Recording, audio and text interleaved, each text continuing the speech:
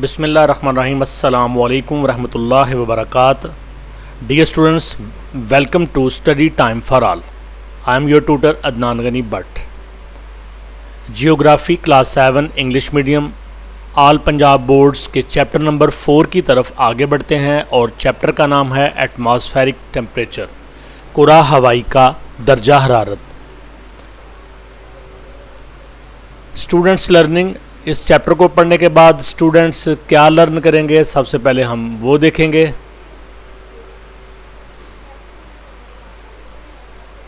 Students learning outcomes after studying this chapter students will be able to. तो ये chapter पढ़ने के बाद तलबा व तालबात इस काबिल हो जाएंगे। नंबर 1, डिफाइन एटमॉस्फेरिक टेम्परेचर, कि वो कुरा हवाई के दर्जा हरारत की तारीफ़ कर सकें। Number 2, describe scales and instruments used in measurement of temperature. Temperature को मैयर करने में, दर्जा हरारत की पैमाइश करने में जो इंस्ट्रूमेंट्स, जो आलात और जो स्केल्स, जो पैमाइश के आलात इस्तेमाल होते हैं, उनको वो बयान कर सकें कि दर्जा हरारत की पैमाइश किन आलात से की जाती है। Number 3, explain how earth and the atmosphere are heated. तलबा तालबात एक्सप्लेन कर सकेंगे, वजाहत कर सकेंगे कि ज़मीन और एटमॉस्फेयर, हमारी फ़ज़ा या हमारा कुरा हवाई किस तरह से गर्म होता है। सूरज की शुआएं जब यहाँ पे पहुँचती हैं तो किस तरह से ये हीट अप होता है। Number 4, discuss vertical variations in temperature. तो सूरज की शुआएं जब ऊपर से नीचे आती हैं तो ऊपर से नीचे का जो सफ़र होता है ये अमूदी होता है, वर्टिकल होता है। तो स्टूडेंट्स डिस्कस कर सकेंगे कि टेम्परेचर में जो वर्टिकल वेरिएशंस होती हैं, जो अमूदी तब्दीलियां आती हैं, वो किस तरह से ज़मीन के ऊपर असरअंदाज होती हैं। Number 5, describe the phenomenon of inversion of temperature. Describe the phenomenon of inversion of temperature. Temperature में किस तरह से तब्दीलियां आती हैं, इस प्रोसेस को, इस फिनोमेनन को, इस अमल को भी बयान कर सकेंगे। Number 6, describe the horizontal distribution of temperature and the factors influencing it. इसके बाद वो जो उफ़क़ी डिस्ट्रीब्यूशन होती है टेम्परेचर की, दर्जा हरारत की उफ़क़ी तकसीम और उसके ऊपर जो अवामल असरअंदाज होते हैं उसको बयान कर पाएंगे। Define isotherms and state how they vary over land and water. मसावियुल हरारत ख़त आइसोथर्म्स होते हैं, ये हम डिटेल से पढ़ेंगे। उनकी तारीफ़ कर सकें और ये बता सकें कि ज़मीन और पानी के ऊपर दर्जा हरारत किस तरह से वेरी करता है, किस तरह से डिफरेंट होता है।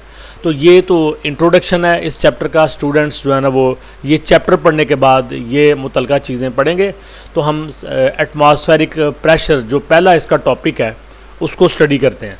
कुरा हवाई का दर्जा हरारत, यानी हमारी ज़मीन के ऊपर जो एटमॉस्फेयर है, फ़ज़ा है, जिसको कि कुरा हवाई कहते हैं, उसमें जो दर्जा हरारत है उसको हम स्टडी करेंगे। Sun is the biggest source of heat and light.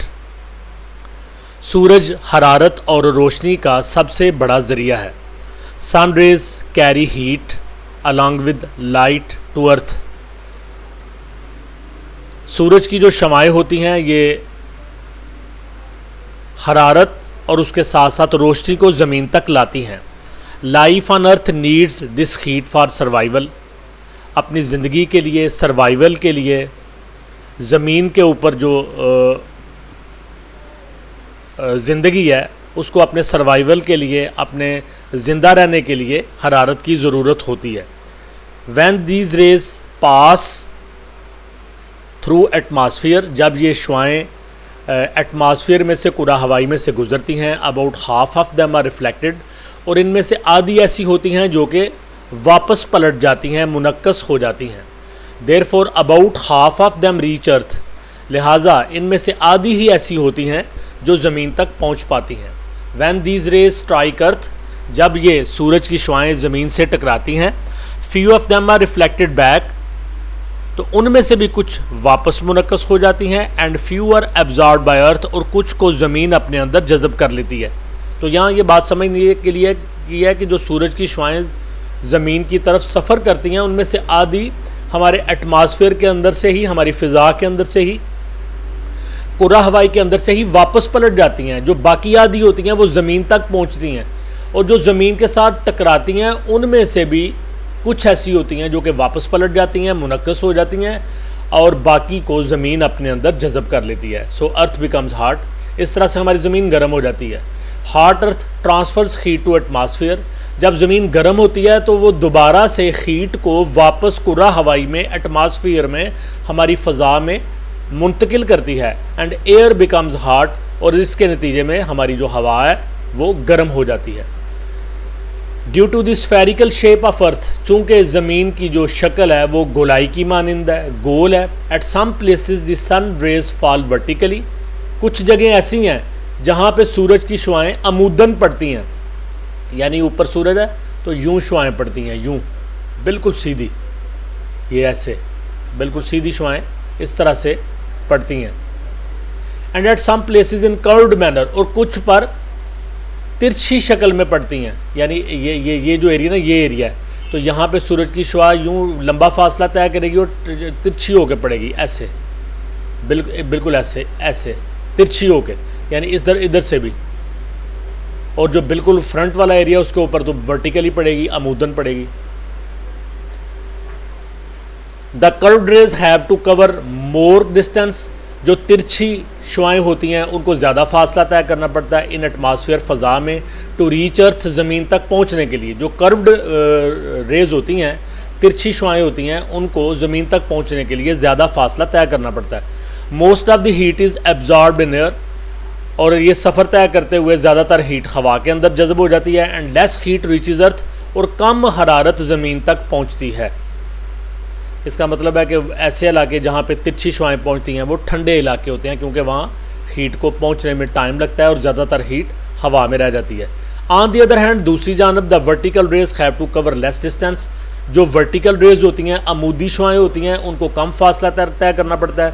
Therefore less heat is absorbed in air, और हवा भी अपने अंदर कम हरारत को जज़ब करती है। And more heat reaches on earth, और ज़्यादातर हरारत जो है वो ज़मीन तक पहुंचती है।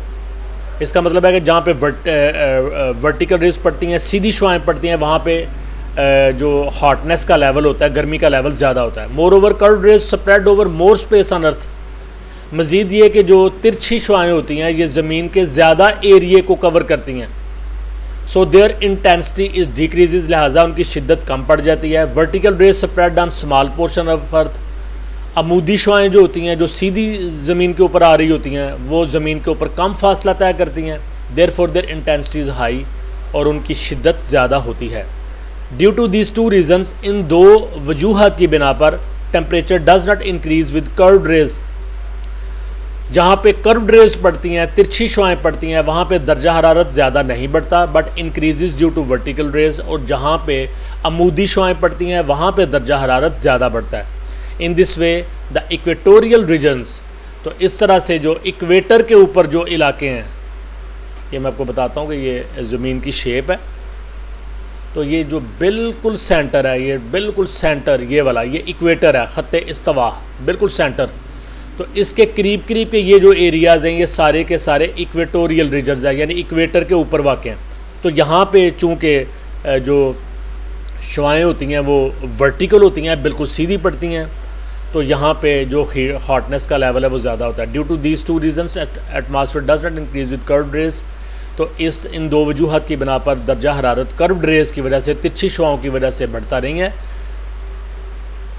But increases due to vertical rays, बल्कि अमूदी शुआओं की वजह से बढ़ता है। In this way the equatorial regions, इस तरह से जो इस्तवाई इलाके हैं इक्वेटर के ऊपर मौजूद हैं, are hot due to vertical rays, ये अमूदी शुआओं की वजह से ज़्यादा गर्म होते हैं। एंड पोलर एरियाज़, और पोल के एरियाज़ जो होते हैं, कुतुब के इलाके, कुतबैन के इलाके, आर कोल्ड, ये ज़्यादा ठंडे होते हैं ड्यू टू कर्व्ड रेज, क्योंकि यहाँ पे तिरछी शुआएँ पड़ती हैं।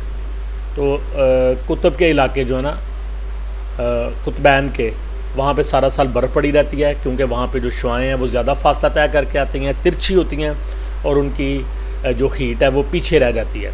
तो जी स्टूडेंट्स, ये हमारा पहला टॉपिक था। उम्मीद करते हैं कि आप मेरी वीडियो से फ़ायदा हासिल करेंगे। इंशाल्लाह नेक्स्ट अगले लेक्चर नंबर 2 के साथ आपसे दोबारा मुलाकात होगी। तब तक के लिए अल्लाह हाफ़िज़।